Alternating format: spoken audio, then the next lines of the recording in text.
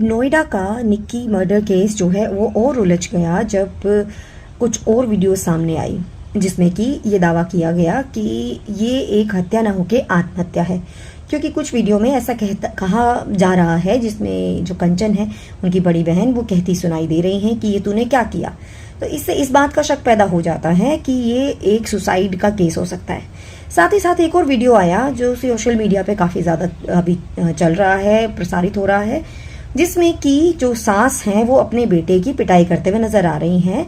जिसमें पहले ऐसा लग रहा था कि जैसे निक्की की सास और पति दोनों मिलकर उसको मार रहे हैं, जबकि अब ऐसा लग रहा है कि वो छुड़ा रही हैं और बाद में उन्होंने अपने बेटे को भी मारा है कि उसने ऐसे अपनी पत्नी के साथ कैसे लड़ाई कर ली।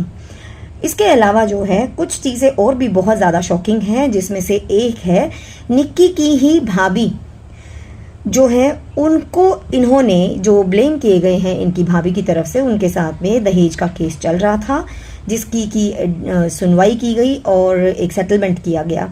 यानी एक तरफ अपनी बहू के साथ जो है इन्होंने दहेज की प्रताड़ना करी और केस भुगता और जिसके चलते पंचायत भी हुई और सेटलमेंट हुआ। इस तरीके से अब यहाँ पर निक्की और कंचन दोनों पे उनकी भाभी ने जो है वो आरोप लगाए हैं कि ये दोनों बहनें भी मिलकर उसको मारती थी। देखिए कितनी अजीब बात है और कैसा समाज है कि अपनी बेटी का दर्द तो दुनिया को दिख जाता है, लेकिन दूसरे की बेटी को वही दर्द देते हुए एक पल भी किसी के मन में नहीं आता। भिखारी सिंह और रोहित जो कि निक्की के पिता भिखारी सिंह और उनके भाई हैं, जो कि इंसाफ की मांग कर रहे हैं और कह रहे हैं कि योगी जी बुलडोजर चलाइए इनके घर के ऊपर, ससुराल पक्ष के ऊपर। यानी रोहित जो है वो डिमांड कर रहे हैं कि विपिन के घर पे जो है वो बुलडोजर चलाया जाए। वहीं पर जब ये खुद अपनी ही पत्नी, रोहित अपनी ही पत्नी यानी निक्की की भाभी वो जिंदा हैं और आजकल उनके इंटरव्यू काफ़ी छाए हुए हैं जिसमें वो कहती हुई नजर आती हैं कि अपनी बेटी का दर्द उनको नजर आया जो मर गई, लेकिन क्योंकि मैं जिंदा बच गई तो मेरे दर्द की तरफ क्यों ध्यान नहीं गया। तो ये दोहरी मानसिकता और कुंठित मानसिकता है हमारे समाज में कुछ लोगों की, जिसमें कि अपना दर्द और दूसरे का यानी पराई बेटी का दर्द कुछ होता ही नहीं है। इसके साथ में एक चीज और जो मरती हुई नजर आई वो है रील और रियल का वॉर। रील में बने रहने के लिए यहाँ पर जो निक्की की बहन है कंचन सोशल मीडिया पे एक्टिव नजर आई। वहीं पर एक केस और था राजा रघुवंशी का, जिसमें कि उनकी बहन इसी तरीके से सोशल मीडिया पे एक्टिव नजर आई थी, ना कि अपने भाई के लिए वो सिर्फ किसी दुख में नजर आई।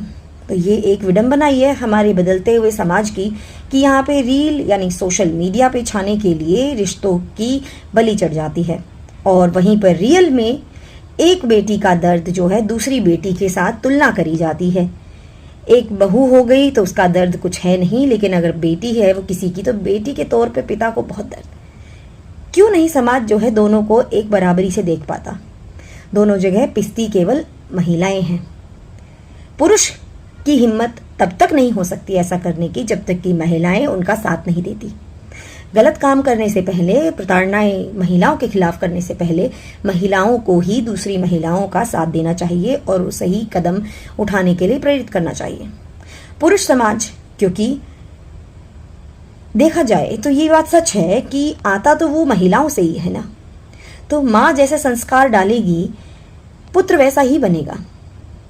100% तो नहीं, हाँ 100% में से कम 70-80% तो महिला जैसा अपने पुत्र को बनाती है वैसा बनता है। ये कुछ बातें हैं जो हमारे सोचने लायक हैं। आपका क्या विचार है इस बारे में? क्या ये कहावत कि औरत की दुश्मन होती है, क्या यहाँ साकार होती नजर आ रही है? क्या यहाँ पर एक टिपिकल सोसाइटी, भारतीय समाज की सारी कुंठाएं दिख रही हैं? क्या इस तरीके से हम महिलाओं के अंदर जो है वो बराबरी लाएंगे? क्या सोशल मीडिया ने हमारे सामाजिक ताने बाने को बिल्कुल ही तोड़ दिया है? ये कुछ प्रश्न हैं जिनके ऊपर सोचने की बहुत अधिक आवश्यकता है।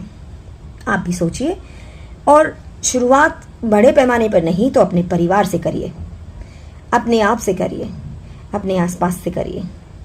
बहुत बड़ा तो आप नहीं कर सकते। अगर आपको ये शिकायत है तो कोई बात नहीं, हम भी समाज का हिस्सा हैं, आप भी समाज का हिस्सा हैं।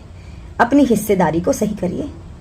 अपने आप ही धीरे धीरे करके, जब एक एक करके सब में बदलाव आएगा, तो ये समाज वापस से सही रास्ते पे जाएगा।